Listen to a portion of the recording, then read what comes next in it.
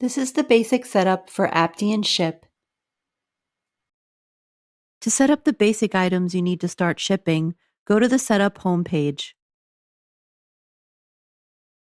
The sections that display a ready or not ready status are the ones you need to set up in order to ship. Here's an example of items that are set up and ready to go. The sections with a set or not set status play a part in shipping but aren't necessary to start shipping. In Company Setup, you can add company addresses, set carrier accounts associated with addresses, and upload your company logos to use on shipping documents or e-notify emails. Next, you'll set up any carriers that were added to your account. The carriers you see are defined by your registration.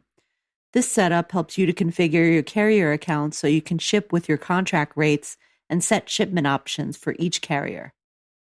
For printing and scale setup, you'll add a printer and configure settings.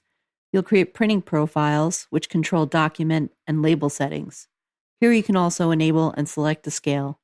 Please watch our other tutorials for more in-depth information about the setup topics we covered today. Thanks for watching.